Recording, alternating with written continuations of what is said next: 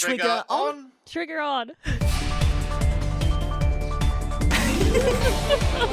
I love the contrast. When you first came on the show, you were like very enthusiastic, like, trigger on! Yeah, this time it's, maybe? Trigger on? Welcome, D-Roll, to the Duckface Diaries. We are a World Trigger read-through podcast aiming to discuss the World Trigger manga, volume by volume. I'm Wensleydale Cheddar. And I'm HOVIN with an H, and this month we're looking at volume...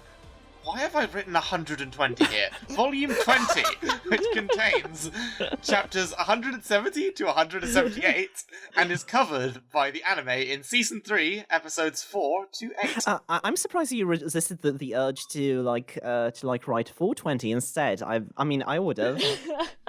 No, apparently I'm writing something close to the final volume count of One Piece here.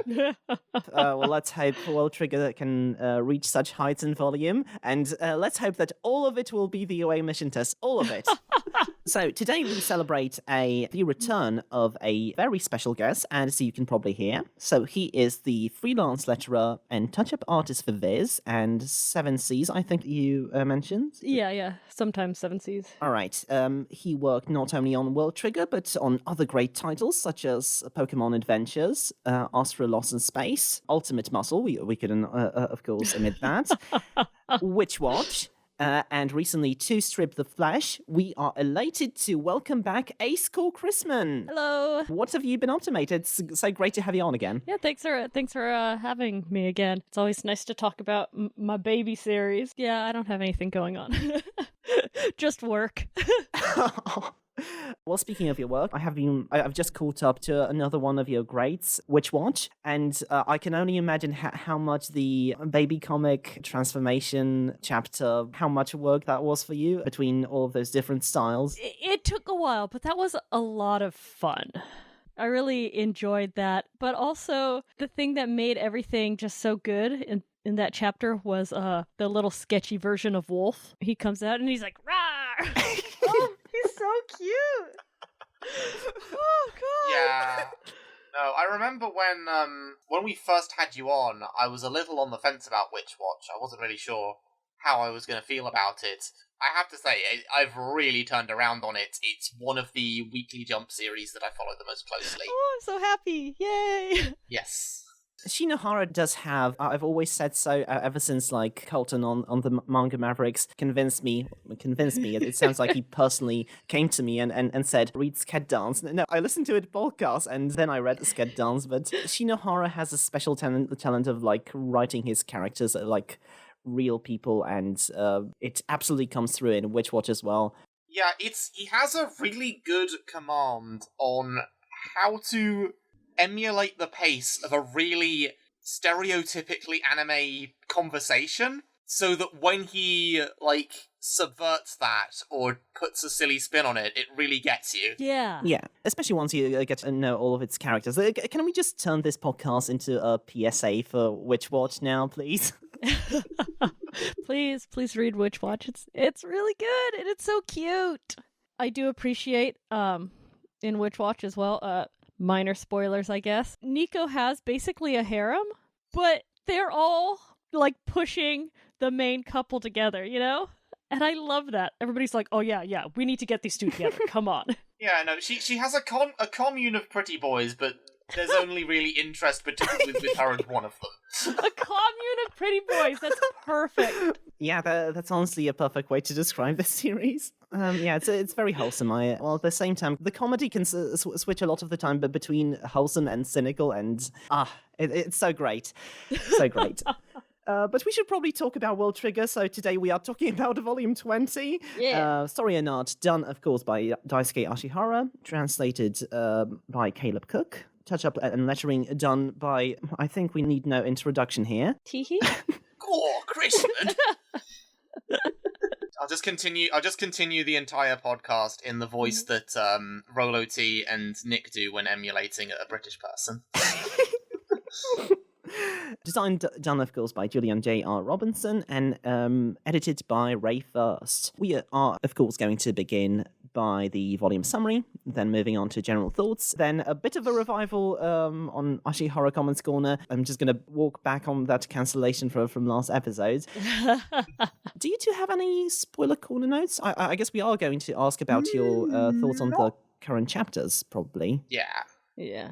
Yeah, I think that'll be it for me. I don't have any spoiler things relating to this volume. Yeah, I don't think I do. Okay, and then we'll move on to our Q&A for this volume. You two ready to go into the summary? Yeah. Yep. All right. With Taiichi taken out, Yuma and Hughes launch themselves to the higher floor skirmish with Escudo. They separate Kageura from the other combatants for an apparent pincer attack. Kage shows confidence, fending them both off while taking an arm from Yuma. However, it turns out to be a three-pronged assault, as Hughes unleashes a half a volley of bullets he'd held back from an earlier attack, bringing the rival captain's Trion loss to a critical level. Upon Kitazo breaking through the wall to rescue his captain, Hughes boxes him in with Escudo, making him a sitting duck for Yuma. Upon takedown, Kitazo seems to resort to a vain last-ditch shot at Yuma, when he in fact creates an escape route through the floor for Kageura to exploit. Kage, following this, bails from Trion loss, the point going to Murakami for dealing the most amount of damage. Hughes and Yuma square off against Suzunari 1, with Osamu noticing that Hughes isn't surprising the enemy with curved Viper bullet attacks. When questioned on this, Hughes reveals a change of plan, and urges Osamu to nab the rival duo from behind. He states that all will be explained after the battle, and Osamu decides to trust him on this. Hughes continues putting up rounds of Escudo, but Murakami unleashes Kagetsu Whirlwind to mow them down. Tomakoma seems to be on the back foot, but then Hughes feigns another Escudo wave only to launch himself forward with a picture frame, getting right up in Ko's grill. In putting Escudo on the attacker's back, he knocks Kuruma away from him, leaving him vulnerable to an assault from Osamu.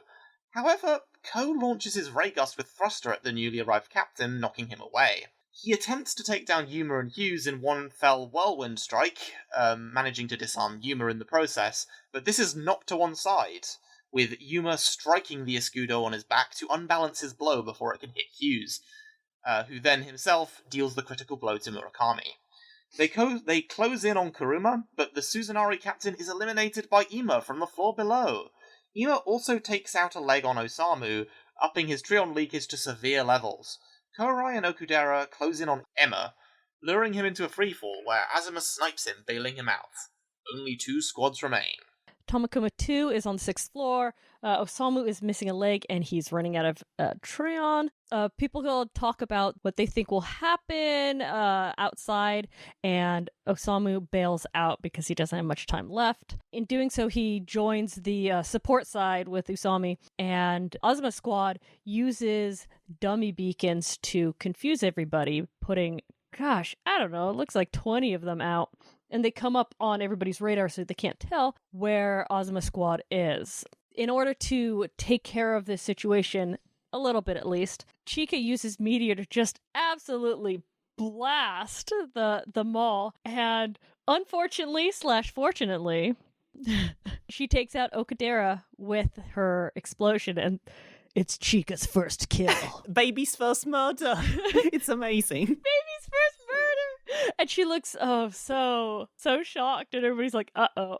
But it helps out and also takes out part of his foot, which is helpful. But Azuma, being the strategy genius he is, he takes over some of the dummies and leads them outside in order to make it look like perhaps they're going after Chika. Osamu, kind of between a rock and a hard place, decides that Chika needs protecting, as she is their firepower, really, and tries to get both Hughes and Yuma to go protect her, but Hughes decides that this is just, it's a feint, and there's no point, and he's not going to follow stupid orders.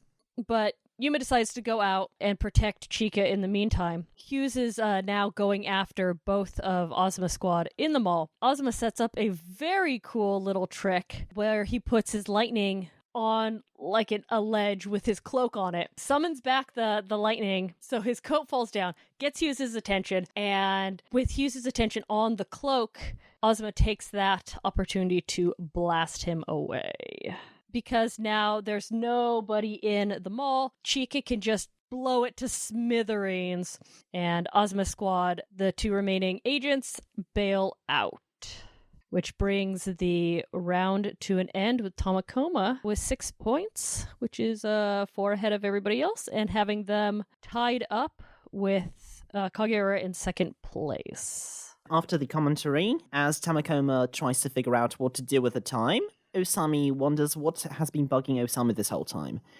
So as they do, Kikuchihara texts him, congratulating him on his victory, while still kind of managing to be a prick about it. Oh, too bad you don't send out too much. Yeah, that's what he says. But when Kikuchihara overhears C-Ranks gossiping, he calls Usami to inform her, well, Utagawa does, that there is a rumor going around that Hughes is a neighbor. So that's what's been bothering Osamu. The Afto soldier has been sending out too much. So Osamu has Rindo call Netsuki to arrange a meeting.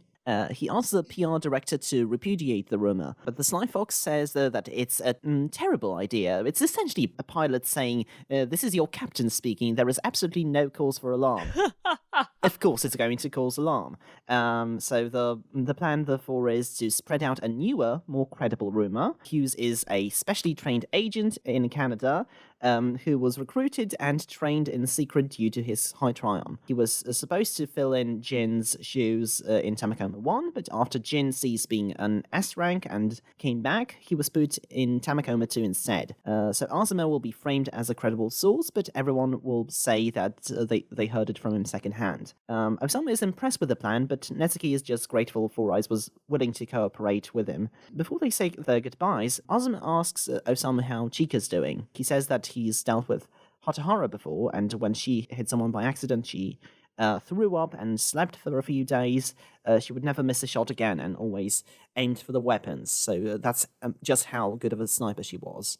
He advises Osamu to just keep an eye on Chika and foreshadows the impending end of rank wars. There's only 1 round left for them to get the chance to win. So Osamu gives his thanks, takes the responsibility for causing border problems, and shares the plan with everyone who knows the truth. Then Usami reveals Tamakoma's opponents for the final match when they're back at the base. Ninomiya Squad ranked at number 1, Ikoma Squad ranked at number 4, as well as Yuba Squad ranked at number 7. The next day, it seems like the new rumor is working out so far. Konami doesn't want to just cook for 4 people, so she takes Osama, Chika, and Usami out to dinner, and who should they meet there but the Suits? I mean Ninomiya Squad. So the girls immediately start messing with Tsuji, who becomes unexpectedly shy around them. It's quite cute. Inukai goes, I'm also on the menu, Konami. And Konami's like, oh, yeah, you're not fresh and innocent enough for my mouthfeel. And Ninomiya Squad seems to be much more approachable than the captain, as they're able to hold an amicable conversation with the Tamakoma company. While Ninomiya just sits there awkwardly. It's quite funny. When the conversation turns to discussing Hatahara, it piques everyone's interest. They reveal that, just like Chika, her brother was kidnapped, and she wanted to get him back. She wanted to be part of the away team, but she was refused because she couldn't shoot people, so and therefore she didn't make the cut. Inukai teases Konami about the rumor before Ninomiya reveals that they already know about Hughes. Inukai, in general, shows himself to be quite perceptive as he theorizes, given the low power of Hughes's bullets, that they might be something else rather than asteroid. Before Ninomiya leaves, Osama asks him if he remembers his promise about telling them more about Hatahara. Reminding the readers that, yeah, there is more story to tell. And Ninomiya says once again that they should come to him after they actually get selected. Tomakoma has a strategy meeting at the base, bringing everyone up to speed as to what Ninomiya Squad have figured out. They come to the conclusion that they can still use the Viper strategy against the other squads, while Hughes, along with Chika, could do a turtle combo against Ninomiya in case of a shootout. Osama decides to have Osami, Hughes, and Chika focus on countering Ninomiya Squad, while Konami, Yuma, and Osamu decide on researching the other squads. Before formulating a plan, though, Hughes presses Chika to answer one question. If in fact, she can actually shoot people. General thoughts? Let's do it. All right.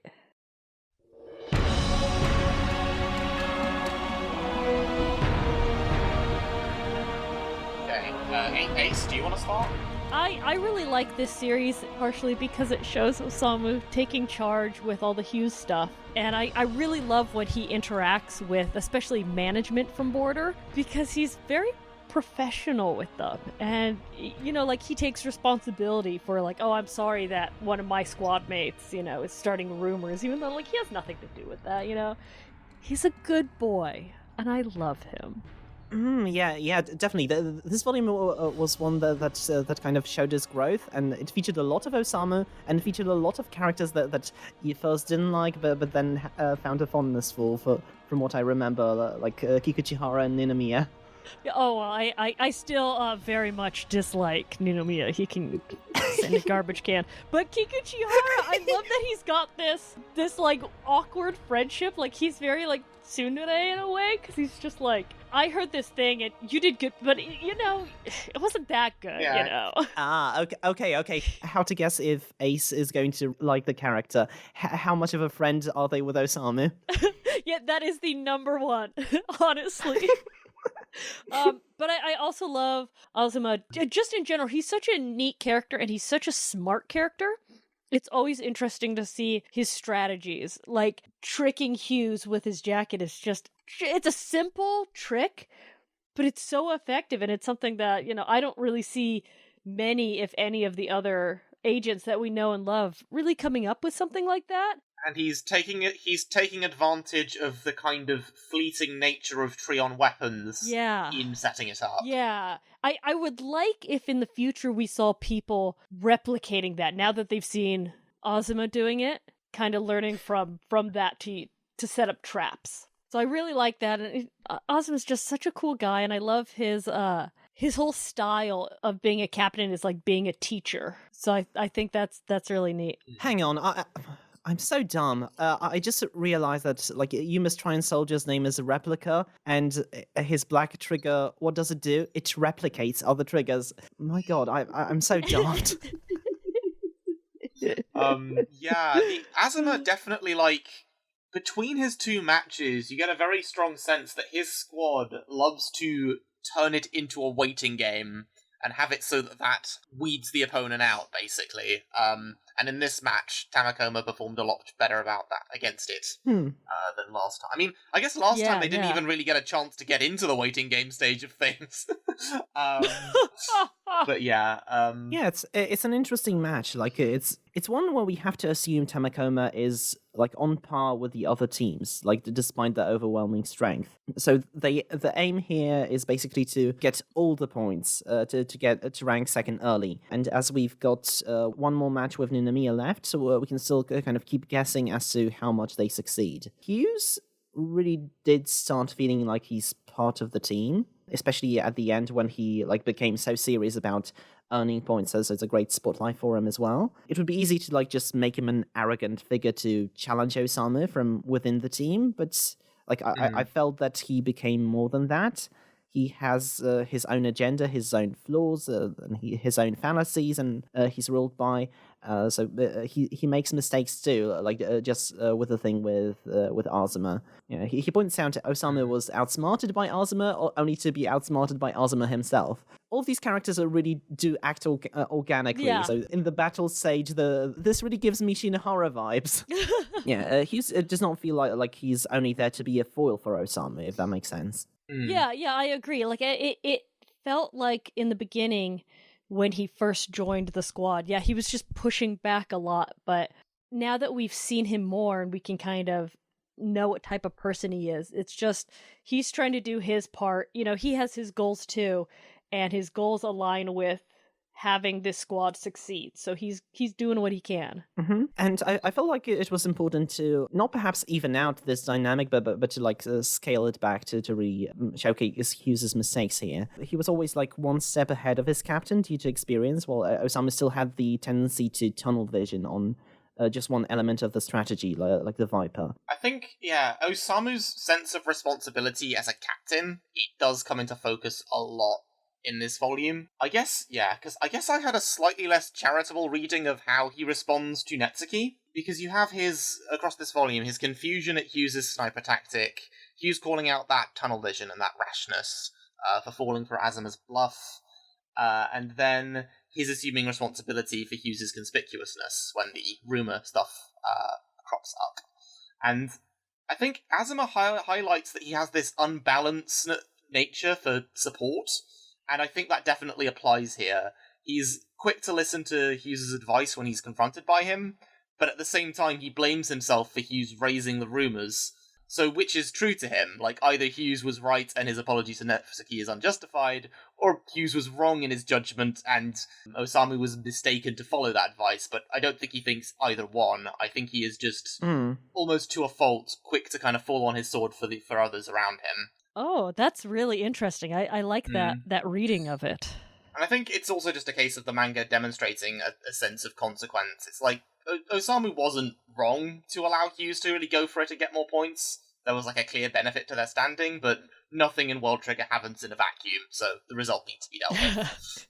Yeah. Even so, we kind of see, in addition to, like, his growth as a tactician, we also see, his growth in confidence, I would say. Because, he manages to actually regain his confidence quite easily after Kikuchihara makes a dig at him for not contributing much to the match itself. And he's like, no, I'll manage to do more wire strats next match. That I can be useful. No, that's no problem. My boy is growing. Coming back to Hughes a bit, the Viper was one element of surprise that Hughes could afford to save, whereas everyone already expected that he could be an all-rounder. Showing off the obvious here and then saving the other side surprise for the next match was like an interesting move from him. Asteroid is usually bigger in power and volume than the other bullet types, per Trine usage, so given his large amount of Trine, he could believably pretend it's Asteroid and save this trump card. I like the bringing back to Hatohara, bringing her up again and getting more information, and I really hope we'll see her in the future. Yeah, and then obviously you have Azuma shedding more light on her that raises more doubts about Chika's state, about shooting people, and sets up very nicely for the conversation Hughes is going to have with her. Yeah. Yeah, I really can't wait till we get to the next volume, because the opening of that is probably my favorite scene in World Trigger, so I'm excited. Speaking of my favorite scenes in World Trigger, the conversation between Tamakoma and Ninomiya Squad, it's so funny. First of all, it's incredible that even random conversations in World Trigger have a tactical edge to them. So, the way how Inukai teases Konami about the holes in the new rumor by saying, yeah, Chika has more Tryon than Hughes, so why aren't the rumors about her? And then he catches her mistake before revealing that they already know anyway. I love when people tease Konami because she's so volatile in her reactions. And, it's like she wears her emotions on her sleeve, so it's always really funny to watch her, react. This is why, the commentary for the last match is so great. Yes. Another highlight of that grill conversation scene is just Suji is so adorable. He's so shy.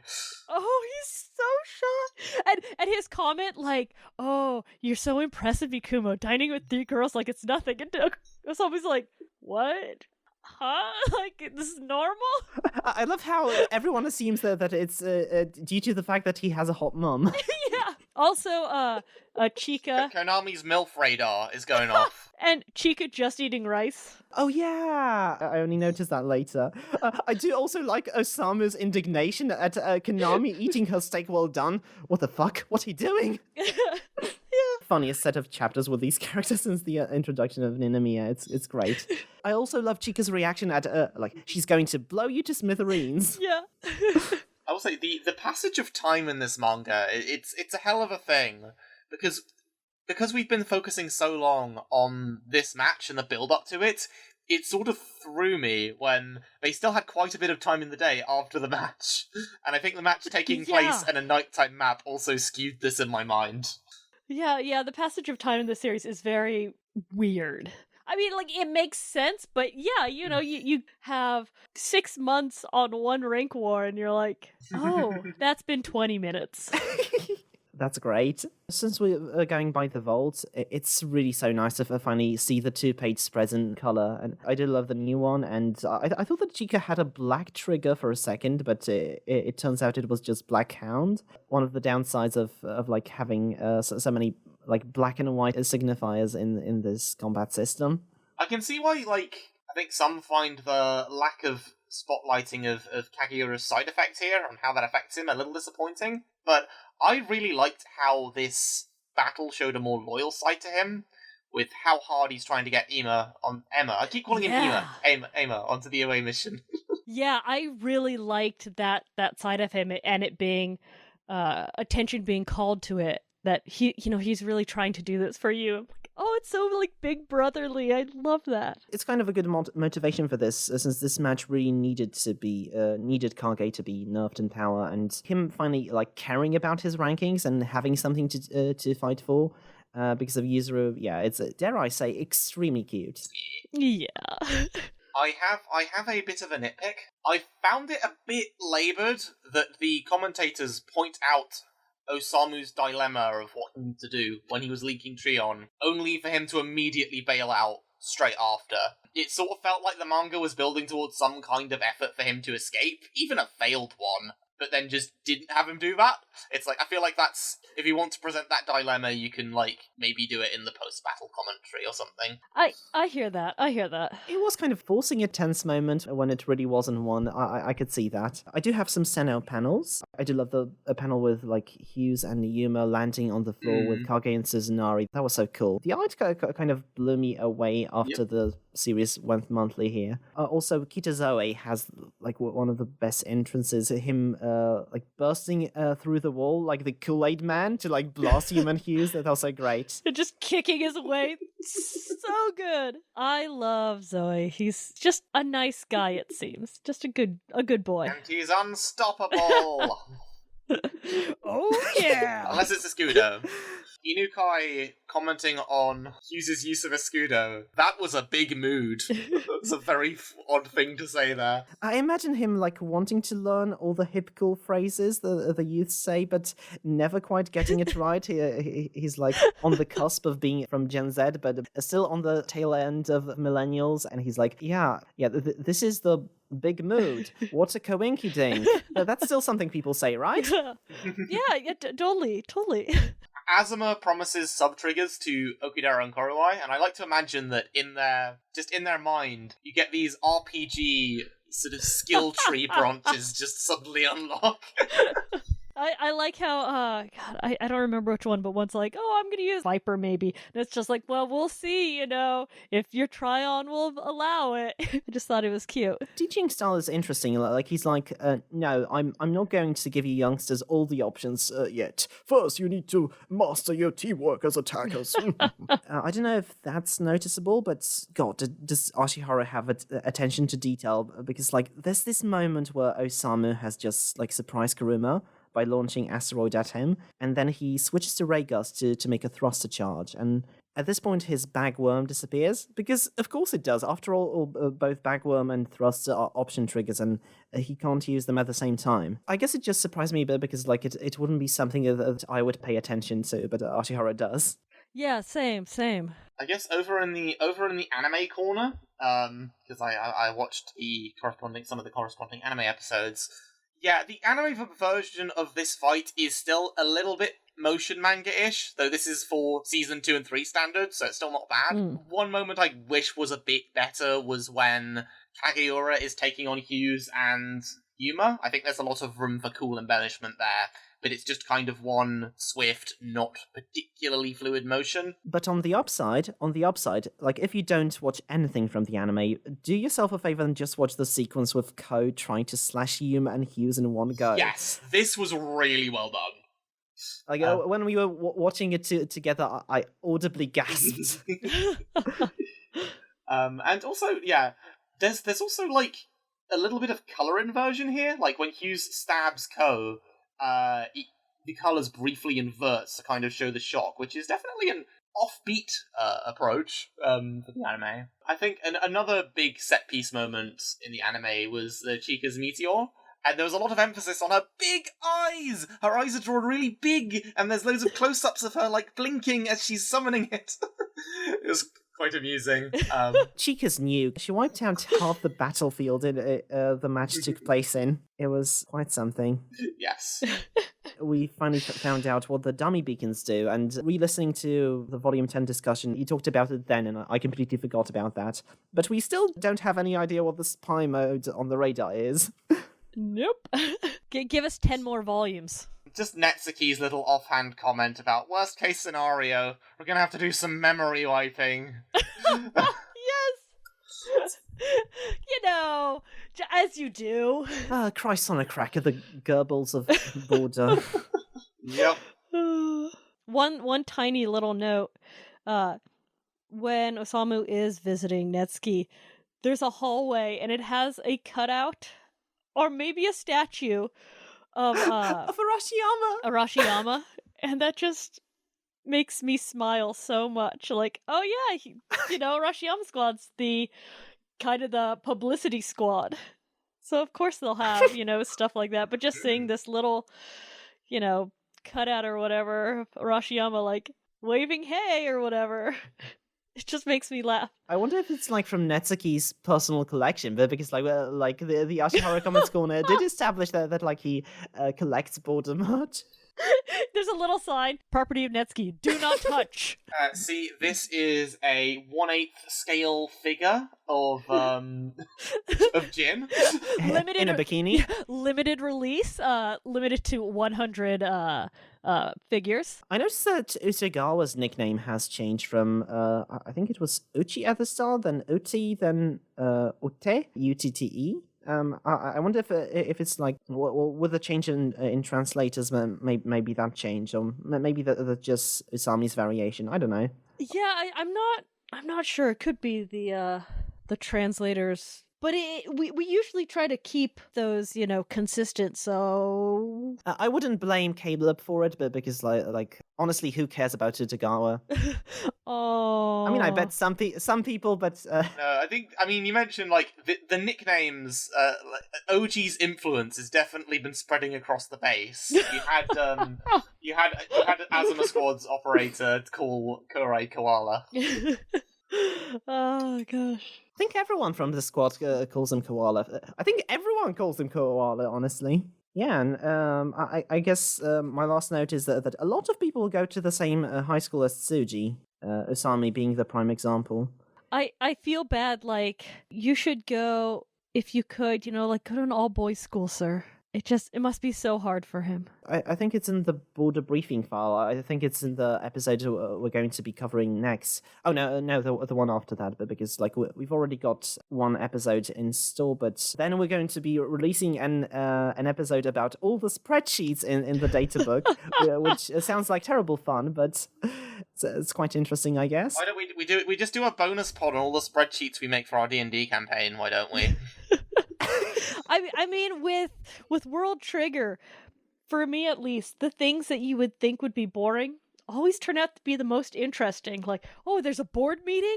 Oh, yeah, this is the good stuff. Like, rank wars? Oh, that's cool. Yeah, this is really cool. But a board meeting? Hells yeah. This is honestly me just, oh, fuck yeah, they're doing homework. and it's about the future of borders and organization. Ah, fuck, yeah. Yes, I love it. Speaking of, shall we move to the spoiler corner? All right, let's move on to the spoiler corner. Spoiler corner.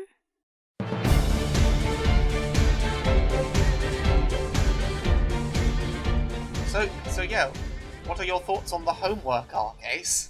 Let me tell you, there's so much touch-up in every chapter.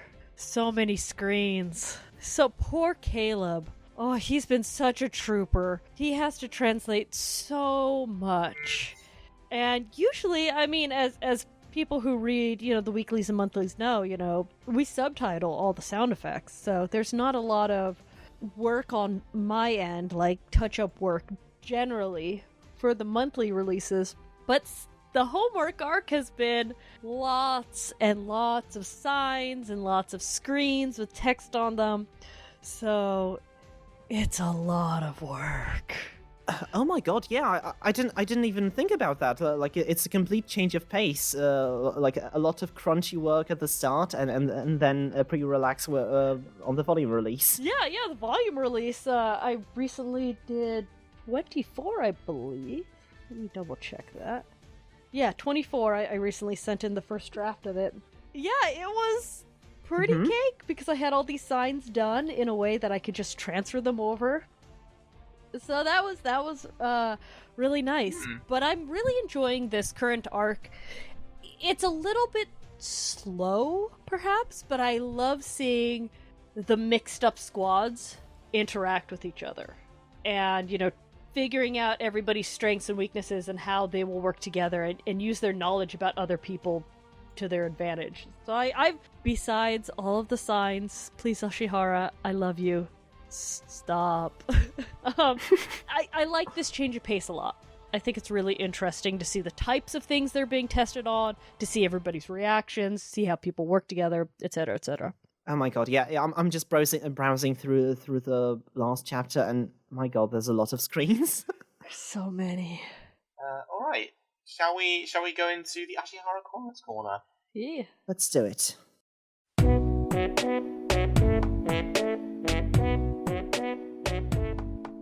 So, this is going to be a quick revival of the Ashihara Comments Corner, despite me saying no more last time. Everything else will be in the bonus episode.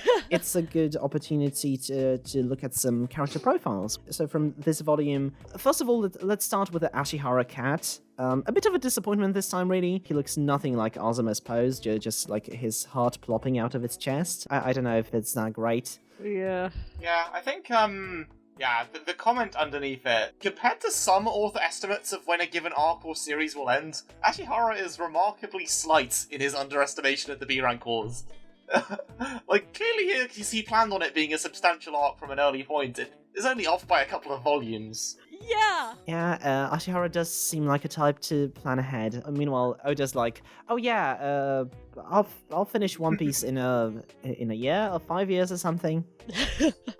Yeah, we also get, in the character profiles we've covered, we never got to the point where we saw this, but we have some repeated character profiles for instances where they didn't have a lot of info early on, like Arashiyama, or in the cases where, the status of the character has changed, like Hughes. I love that they list Hughes as Hughes Tomakoma. It's like Sans Undertale. Oh, definitely from Canada. I didn't notice that at first. I think I got distracted by Cronin's profile, which is just I am Canada. Okay. Side note, little bit of a spoiler with from the spoiler corner, but Hughes's comment being like, "Well, Canadians can't be in a room with other people. They have to sleep in their own room." We're like, what? No, I've seen Canadians on TV and that's not how it is. No, they lie. I'm Canadian, I know. That's not authentic Canadians. Yes! I love it. One thing in Hughes's description confused me a bit. So a horned Canadian with a grudge against Jin for using that trap on him back during the invasion. I guess it's not stated outright, but I guess it's referring to Escudo. Yeah, I think so. so. That sounds about right. That trap was used on him, and now he's a classic example of a gambler who treats others the way he wouldn't want to be treated because he keeps trapping everyone else with Escudo. Yeah, I think the Arashiyama one was interesting because it talks about how he's made a trip to Kyoto with a bunch of the 19-year-olds in Border, and I feel like a running thing of this volume has kind of been fleshing out Kakizaki a bit beyond just being antagonistic and showing that he has a lot of amicable relationships with other border agents as well. Like how Arashiyama is kind of he kind of becomes Arashiyama's parental figure when they're stuck with each other. Yeah. I think you're confusing Kakizaki with Kageura. Because Kakizaki was always... It says Zaki. I assume that's short for Kakizaki. Oh wait, hold on. Oh shit, you're right. Yeah, but because Kakizaki was always pretty amicable with everyone, especially with Arashiyama, who he used to be on his squad. So too many goddamn names. My brain's fried. I love how Arashiyama forces Jin to go on dog walks with him, yes. presumably to combat the rumors that they are the same person.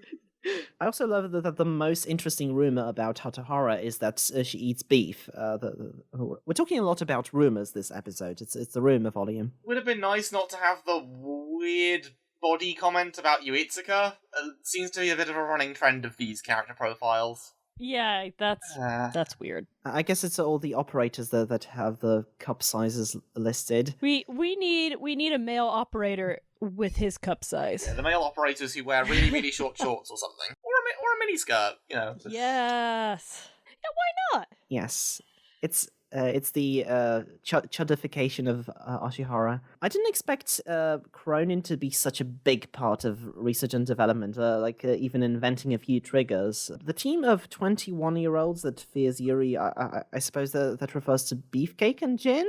I wouldn't expect... I didn't see Beefcake as fearing Yuri, but then again, he's the only other one who's 21, so... Maybe it's like a fear attraction sort of thing. Also, I've just realized, Reiji is 21 years old. My god. Shall we get to the Q&A? Sure. Yeah, let's do that.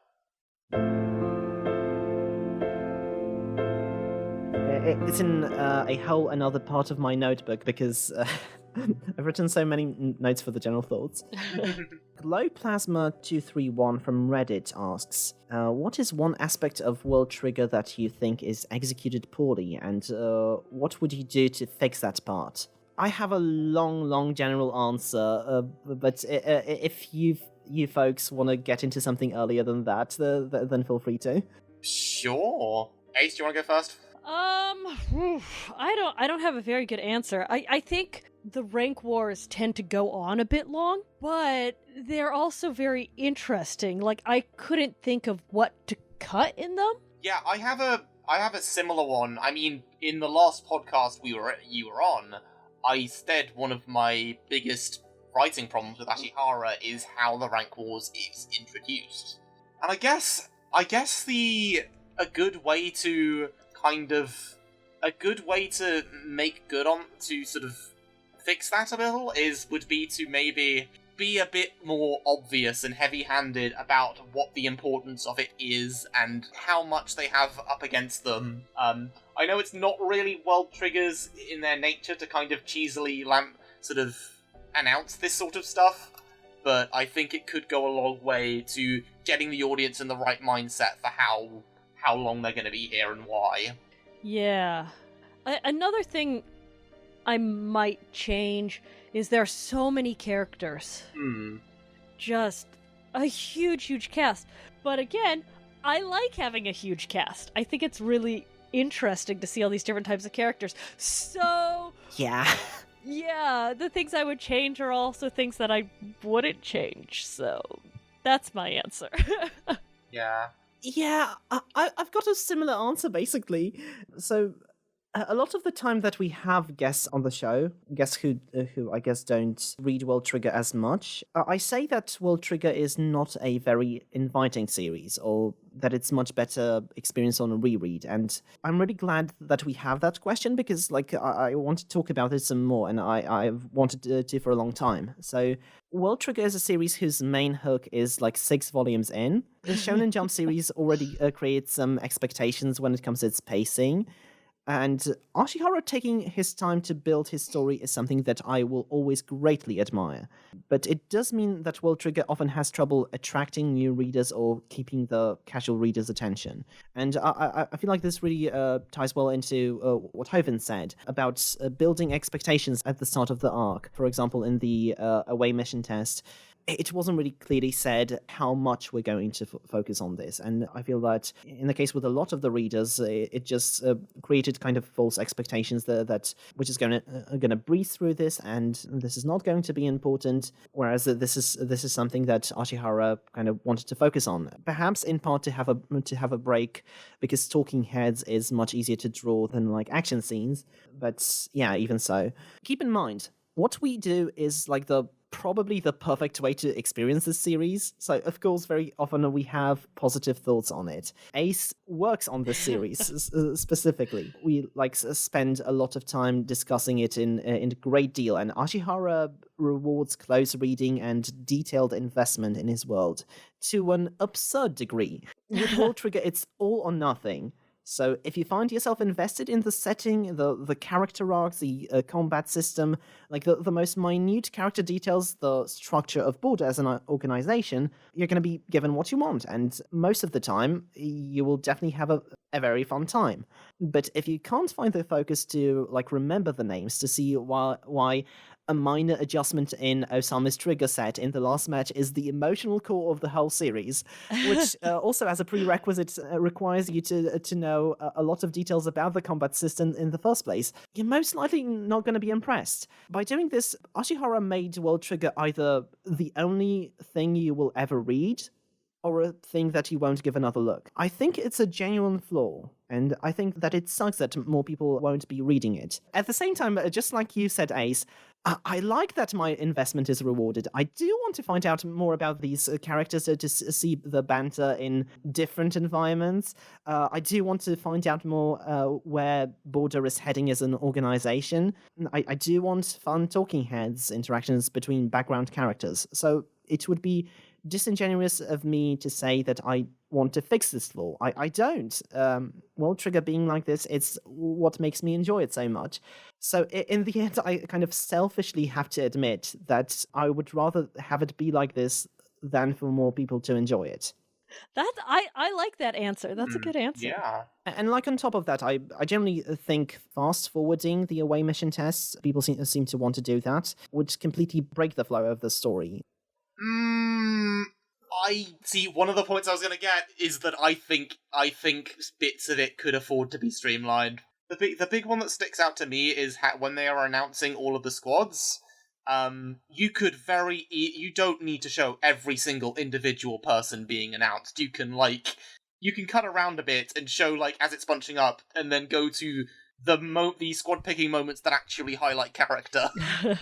I think it would make for a much better read. I would say yes, but once again, it's either all or nothing. Either have none of all of it, but skipping the rest 2 days in, which is what I meant originally, would be the worst case scenario. Oh yeah, no, I am not for skipping through the actual test sections in bulk. That's not what I'm arguing for here. I have other kind of thoughts on what bits of the away mission test I think are necessary and what aren't, but I'll get into those more when we recap. Yeah, we'll get to it when we get to it. Yes, from G. Flugel of the Weekly Manga Recap Discord, if core Final Fantasy 15 was in World Trigger, what would his trigger loadout be? I don't know anything of Final Fantasy 15, but I'm sure Ace would be delighted about that question. Pensive you Duckface. We kind of did talk about the characters from Final Fantasy 15 as a border squad and what positions they would take. But I don't know what kind of trigger set do you think Cool would have? His main would be Kugetsu, without a doubt in my mind, because he's a sword user. I think he'd also have Scorpion, and I'm not 100% sure because I just see him as a full-on attacker. He just goes in my head. I mean, he's a smart fighter, but I feel like just mostly be, using his blades. I don't know anything about him, but I like the idea of him picking all the attacker triggers, like Ray Gust. You don't have any hand to hold it in, then I'll hold it in my mouth. Okay, I feel like I'm referencing something else. I'm not entirely sure what, but never mind. He might also use Grasshopper. I could see him using that too to get around. Okay. But mostly, I think his trigger loadout would be very much offensive triggers. And then we have another question from Lam Ramayasha from the Manga Mavericks on Twitter, which is related to, I believe, the podcast that you recently recorded with them. Yeah, just last night.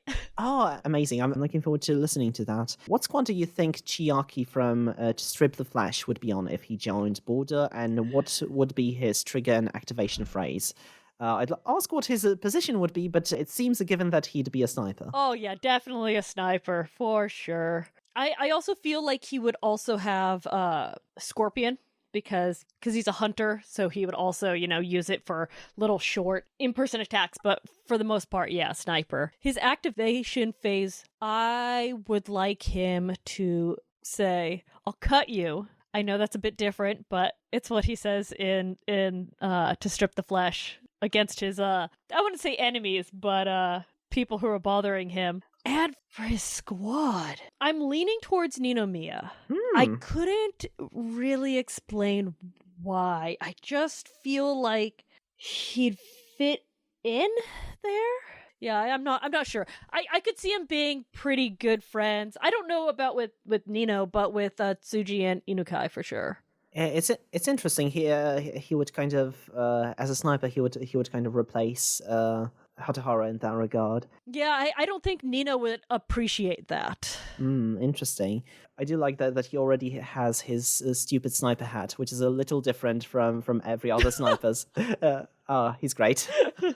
I don't know if he wears it a lot in the manga. I'm just looking at the cover that I remembered, and yeah. Yeah, I don't think it really shows up much, but you need the stupid sniper hat. Unless you're Chica. And Emma, I guess. Anyway, sniper hats, please. Yes. Chica needs the protagonist Dahoge. She can't be having hats. Yeah, can't cover that up. So, since we need to make it a Witch Watch PSA, so I believe in the interview with you, we asked you a question. What do you think, like, the most challenging panel was for you? Which one was the most difficult? Which one was the most satisfying? So, we asked you about World Trigger in that regard. What would you say panels like these were in Witch Watch?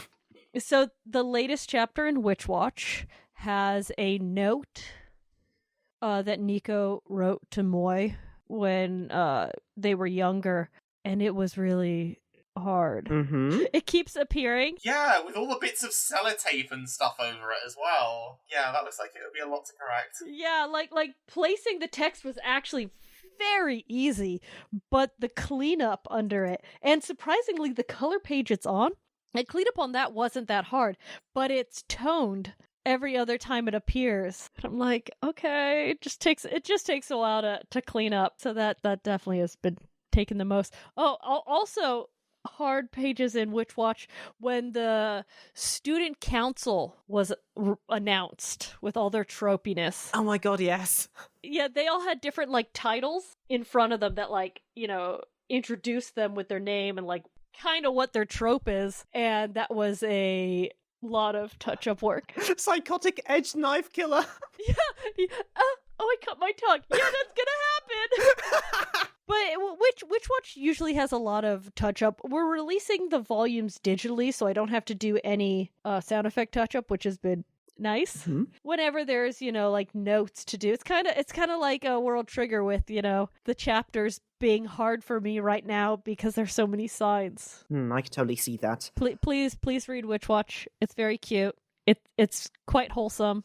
It's good. Yes, absolutely. This is a PSA. Go read Witch Watch. We know that because of the reasons that we've just said so far, we know that if you're listening to this, you've probably read World Trigger several times. So now please go read Witch Watch. All right, let's move on then. So, that is going to be the 20th episode of Duckface Diaries. Woo! Yeah, we are 4/5 of the way through the series. Yeah, we're in the 20s already. Now we have to make stupid jokes from 2 years ago, how we're going to bring back Charleston and other tropes from the 50s and a global pandemic. What's that? You can find us wherever you listen to your podcast. Just search for Duckface Diaries and we'll be there. Links to all the platforms are at patreon.com/Wensleydale Cheddar. Everything is in the pinned post. That's also what helps me pay the bills. So if you want me to devote more time to making the show better, consider supporting me there. In return, you can get your name in the YouTube credits or a World Trigger Duckface avatar. Plus, you can help me reach more ambitious goals like reviving World Trigger Abridged. Now, remember that, much like the neighborhood, the YouTube algorithm is a dark abyss of sorrows and woes from which channels like these never surface. And what helps us navigate it? It's liking, subscribing, and sharing the podcast with a friend. On the YouTube channel and the same RSS feed, you can access to not only Duckface Diaries, but Manga Mosaic, a collection of podcasts and video essays on other manga titles, short and long alike. On the same channel, you can find the introductory episode of Pokemon Adventures on New Retrospective, where we cover the Pokemon special manga arc by arc. I believe you start lettering Pokemon Adventures from the 4th omnibus? I think just the fourth volume, so that's probably the 2nd omnibus. I started with the yellow arc. Oh, with a yellow arc. Okay, interesting. If you're interested, then we'd love to invite you on to talk about that, maybe. Hells yeah. So yeah, right now you can find it wherever you listen to your podcast, the introductory episode that is, except Apple Podcasts, because Apple Connect is a bloody awful website. Ace, where can people find you on the internet? I'm on Twitter at Kaito Ace. That's KAITOU_ACE. I mostly talk about Final Fantasy 15 there. Moon Knight a lot recently. Not a whole lot on lettering, sorry. But that's where I am. All right, then. Do you have anywhere people can support you financially, apart from obviously reading Shonen Jump on the Jump app, and in the case of parts of the world that do not have English as the main language on Manga Plus? Not right now. I make stickers and plush, and eventually I'll have a shop for those, but nothing right now. Just please support manga when you can. Looking forward to that. When you have that out, do let me know and I'll pop it in the description. Oh, thank you. Hovin, where can people find you? You can find me on YouTube at Hovin with an H, and on Twitter at Hovin with an H, and on AniList, I think it's Hovin with an H there too. And yeah, I mostly just kind of post rambly thoughts about video games, manga, whatever I'm interested in at the point. So once again, you can find all the links to that in the description or in the pin post at patreon.com/WensleydaleCheddar. Send us emails, questions, comments, suggestions at wensleydale012@gmail.com, or follow us on Twitter and Duckface Diaries, or individual Twitters at WensleydCheddar, at Hovin with an H, at Kaito_Ace. A sincere thank you to Milo Jack Stillitz, who composed our ending theme, an orchestral rendition of Girigiri, the first opening sequence for World Trigger. You can find his work at soundcloud.com/Milo-Jack-Stillitz. What are we covering next time? Next time we'll be tackling Volume 21, which covers chapters 179 to 187, and is adapted across the rest of Episode 8 of Season 3 to the start of Episode 12. All right, excellent. Really looking forward to that. And yeah, really looking forward to having you on the show again, Ace. Awesome, thanks. And thanks for having me again. This is always fun. It was a pleasure. And of course, on our World Trigger podcast, we have to end with the traditional message. Please read Witch Watch. This was the 20th episode of Duckface Diaries, and as always, it's time to bugger off. Bugger off!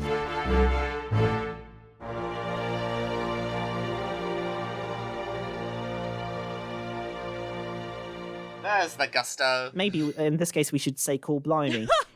Oh, Christman, that's not a Final Fantasy voice.